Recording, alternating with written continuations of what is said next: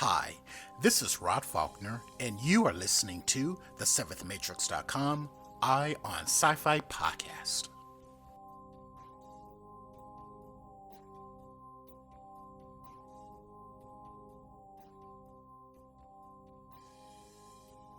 Hi everyone, and welcome to episode 12 of the 7thMatrix.com Eye on Sci-Fi podcast. Thank you again for joining me, and in this episode, I am very excited to present a pretty extraordinary sci-fi short film called Real Artist. Real Artist is based on a short story by acclaimed genre author Ken Liu.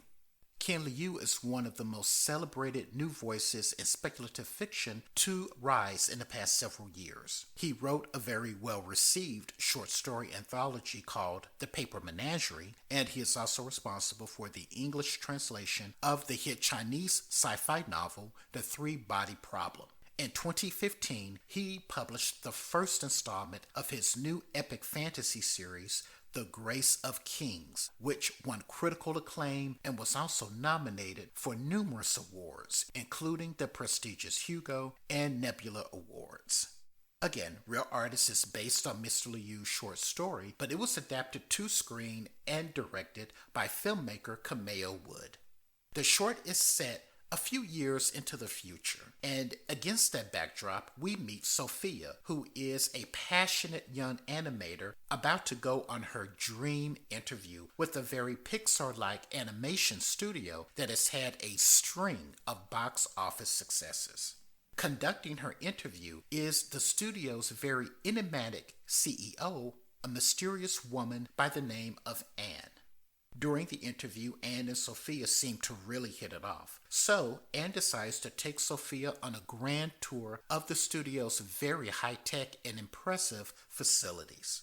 During the tour, Anne also decides to confide in Sophia the very well-sought-after secret to the animation studio's Midas touch at the box office.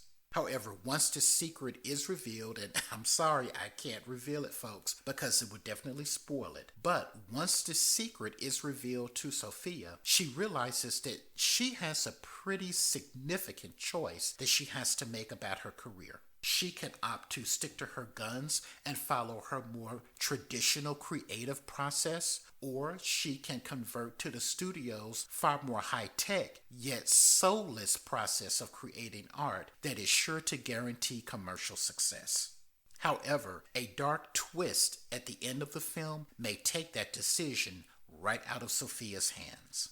I love Real Artist. Not only is it a visual feast for the eyes due to Cameo Wood's dynamic direction, but the two lead actresses are phenomenal, each in their own right. First, you have Tiffany Hines, who portrays Sophia.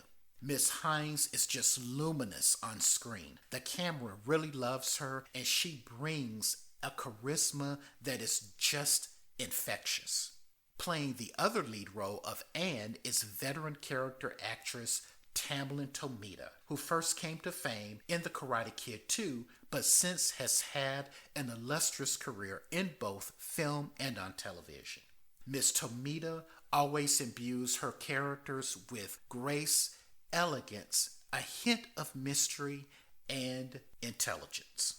Real Artist also feels very prescient and timely because of our often increasingly complicated relationship with technology, especially since new technologies like artificial intelligence, virtual and augmented reality are increasingly encroaching on our everyday lives. Real Artist couldn't have been released at a more appropriate time. Of course, a link to our full published review and as to where you can watch this terrific sci-fi short film is included in the show notes.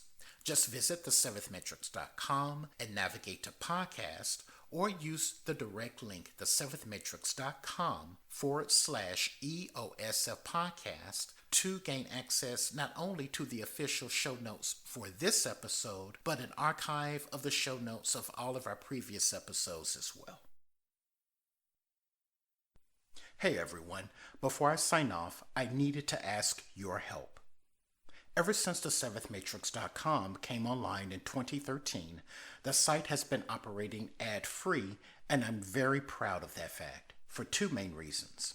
The first reason is because operating ad-free allows us to be able to focus all of the attention on the terrific independent genre content that we feature on the site. And I personally feel that in our daily lives, we are inundated with advertising, and I wanted the Seventh Matrix to be an online oasis away from all of that. And the second reason is that operating ad-free enables us to maintain editorial independence and control. However, in order to keep the lights on, we need your help. If you are enjoying the content that we provide here on the Eye on Sci-Fi podcast and over at the7thmatrix.com, then I ask you to please visit the7thmatrix.com/support in order to learn all of the ways in which you can help us continue to do the work that we do. Thanks so much. And that concludes another episode of the Seventh Matrix Eye on Sci-Fi podcast. Thanks again for listening, and remember to subscribe to us via our RSS feed, on iTunes, or wherever you found us. And please leave us a review on iTunes as well. That really helps others find us, and I really appreciate it.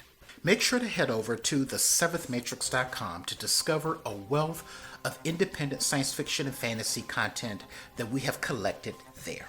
Sign up for our newsletter so that you will receive our latest discoveries directly into your inbox.